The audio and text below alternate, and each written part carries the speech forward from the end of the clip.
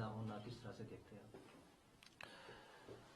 हैं मैं समझता हूँ ये एक बहुत बड़ा दुर्भाग्य है हिमाचल प्रदेश का, जहाँ एक प्लेटफॉर्म जहाँ प्रदेश के हितों के लिए अपनी बात कह सकते हैं, अगर बजट में किसी चीज की अगर कमी रह गई तो आपके पास अपॉर्चुनिटी थी, अवसर था अपनी बात को वहां पर कहने का। और यहां से तो मुख्यमंत्री चले गए, दिल्ली पहुंच गए, लेकिन दिल्ली में इनके केंद्र के नेताओं ने राजनीति सिर्फ करते हुए उनको जाने से रोक दिया गया। और मैं समझता हूं इससे प्रदेश का बहुत बड़ा नुकसान होता है। हिमाचल प्रदेश के लिए यह बहुत आवश्यक है आज की तारीख में केंद्र से सौहार्दपूर्ण माहौल बनाए रखे, रिश्ता बनाए रखे, और केंद्र से जो भी मदद मिलती है, जिस रूप में मिलती है, जितनी मिलती है, उसको लेना चाहिए। मैं भी 5 वर्ष तक मुख्यमंत्री रहा हूं।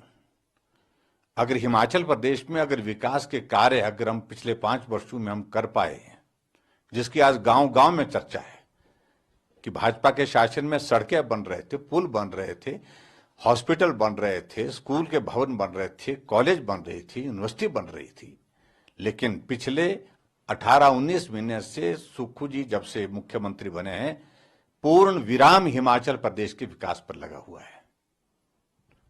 और इसलिए मैं यही कहूंगा कि मुख्यमंत्री जी, राजनीति करने के लिए कोई और माध्यम है, कोई और अवसर आपके पास है, काफी है, वहां उपयोग कर लें, लेकिन खास तौर से जहां हिमाचल प्रदेश के हितों की रक्षा करने की बात है, जहां हिमाचल प्रदेश का पक्ष रखने की बात है, ऐसे प्लेटफॉर्म को कभी आपको नहीं छोड़ना चाहिए, उसमें राजनीति नहीं होनी चाहिए।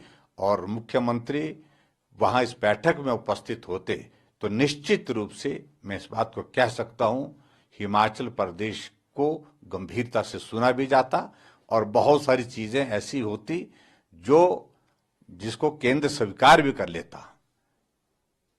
तो मैं समझता हूं प्रदेश का ये दुर्भाग्य है, प्रदेश को बहुत बड़ी क्षति हुई है। ये राजनीति, हर बात पर राजनीति, ये उचित नहीं है। सर, इंडिया गठबंधन के जितने भी दल है उन्होंने बॉयकॉट की, एक ममता बनर्जी है जो उसमें गई थी और वो भी बीच में छोड़ के वापस आई। देखिए, पूरे देश भर में इस तरह की जो राजनीति चली है, नकारात्मक राजनीति, राजनीति का दौर हो गया, चुनाव हो गया, लोकसभा का परिणाम निकल गया, सरकार बन गई, जिनकी सीटें ज्यादा आ गई उनकी सरकार बन गई, यानी एनडीए की सरकार बन गई।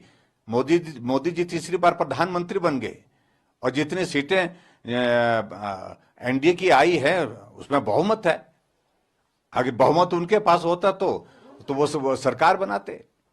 लेकिन जब लोकतंत्र में रह करके आप लोकतंत्र की मर्यादा का पालन नहीं करेंगे, उसमें विश्वास नहीं करेंगे, उस पर भरोसा नहीं करेंगे, उसको सम्मान नहीं देंगे, तो मैं समझता हूँ कि ये बहुत दुर्भाग्यपूर्ण है। और जो राजनीति जिस प्रकार की चल रही है वर्तमान में इंडिया गठबंधन की ओर से, ये देश हित में नहीं है और ना ही प्रदेश हित में है। सर, सेंट्रल गवर्नमेंट से 30 करोड़ का बजट जो है बात के लिए आया था, लेकिन स्टेट गवर्नमेंट ने रेफर बैक कर दिया है कि हम अपने रिसोर्सेज से इसको बनाएंगे। मुझे लगता है कि ये अधिकारियों में कौन लोग हैं ऐसे जो या कौन इनके एडवाइजर हैं मुख्यमंत्री के, जो इनको गाइड कर रहे हैं। इनको ये जानकारी रहनी चाहिए कि पूरे देश भर में 3 बल्क ड्रग फार्मा पार्क मिले थे और जिसके लिए हिमाचल प्रदेश ने भी बिड किया था, और बिड करने कि हमने इस प्रकार से बिड किया था ताकि ये प्रोजेक्ट हमको मिल सके। और वो 2-3 चीजें थी जिसमें हमने जो है वो कॉम्पिटिटिव प्लान बना करके बीडिंग की और उसके बाद हमने इसको हासिल किया है। और जब बीडिंग एक बार हो चुकी, आपको अलॉटमेंट हो चुकी है, उसके बाद आप कंडीशन चेंज करने वाले बात कह रहे हैं, इसका कोई सिर पैर नहीं है। और दूसरी बात, ये प्रोजेक्ट केंद्र सरकार ने दिया है, प्रदेश सरकार अपनी कंडीशंस इस पर थोप नहीं सकती है।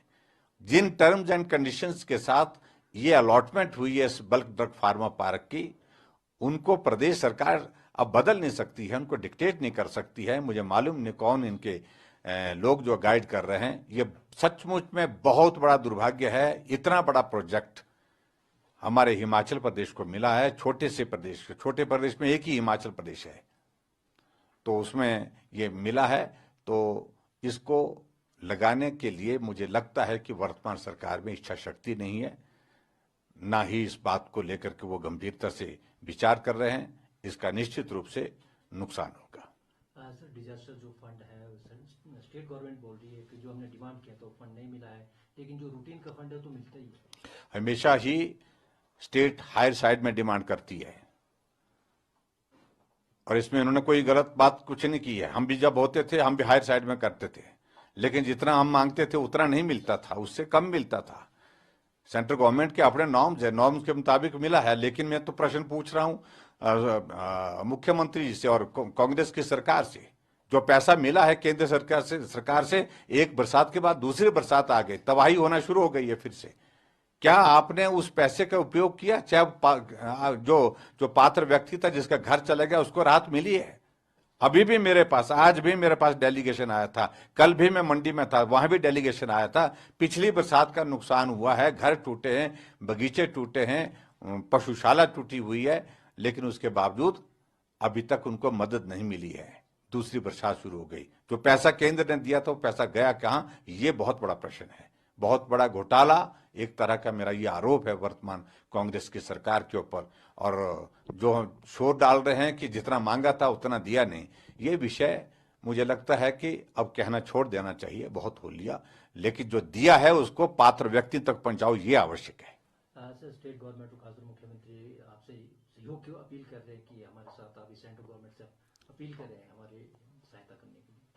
देखिए, हमारी सहयोग की वजह से ही केंद्र सरकार ने एक बहुत बड़ा दिल करके हिमाचल प्रदेश में जो त्रासदी के दौरान नुकसान हुआ पिछली बार, उसमें मदद करने के लिए इस बजट में बात कही। सभी प्रदेशों के लिए नहीं कही, हिमाचल के लिए कही, उत्तराखंड के लिए कही, असम के लिए कही, और उसके बाद सिक्किम के लिए कही। लेकिन क्यों कही? इसलिए हमने कहा कि नुकसान हुआ है उसकी भरपाई केंद्र ही कर सकता है, केंद्र सरकार उसमें मदद करे, क्योंकि प्रदेश सरकार की बस की नहीं है। क्योंकि मैं अच्छी तरह से हालात से वाकिफ हूं, लेकिन उसके बावजूद भी मैं हैरान हूं उस बात को लेकर के कि हम दिल्ली जाकर के प्रदेश हित में बात करके आते हैं, यहां मुख्यमंत्री और उनके कुछ जो दूसरे जो उनके साथी सहयोगी है राजनीतिक बयान करते हैं, रोकने के लिए गए। और मैं इतना ही कहना चाह रहा हूं, हमारे लिए प्रदेश हित राजनीति से बहुत ऊपर है, और इसलिए सदैव प्रदेश हित में ही बात करेंगे। पहले भी की है, आज सत्ता में है कांग्रेस, हम विपक्ष में हैं, हम तब भी करेंगे, सत्ता में होंगे तब तो करेंगे ही। सर, लास्ट सवाल, कंगना रनौत मंडी से सांसद है, किस तरह परफॉर्म कर रही है, क्या उम्मीद है? देखिए, उनने अभी लोकसभा में उनने पहली बार जाने के बाद शुरुआत की है, कुछ मुद्दों को लेकर के बात की है, और मैं समझता हूं कि अभी परफॉर्मेंस को इस तरह से आकलन करना वो तो उचित नहीं है। लेकिन अपने मंडी संसदीय क्षेत्र के संदर्भ में बात की है उनने, एयरपोर्ट की बात उनने की है। एयरपोर्ट के साथ साथ में मंडी के इलाके, इसमें जो हमारे हिमाचल प्रदेश में जो हमारा बहुत पुराना जो आर्टिजन है उसको जीवित करना, और उसके साथ साथ में हमारे यहाँ पर जो कल्चर है उसको जीवित रखना, उसके हैंडीक्राफ्ट हमारा जो है उसको जीवित रखना, इन सारी चीज़ों को लेकर के उन्होंने बात कही है। मैं समझता हूँ उचित बात कही है। देश के मुख्यमंत्री का शामिल ना होना किस तरह से देखते हैं आप? मैं समझता हूँ ये एक